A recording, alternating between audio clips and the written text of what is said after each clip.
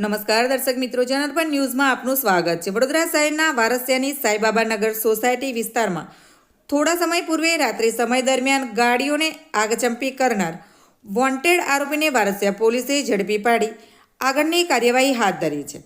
વડોદરા શહેરની વારસિયા પોલીસ મથક હદ વિસ્તારમાં સાઈબાબા નગર સોસાયટી પાસે થોડા દિવસ અગાઉ 4વ્હીલર ગાડીઓ સળગાવી નાખવાનો બનાવ બન્યો હતો।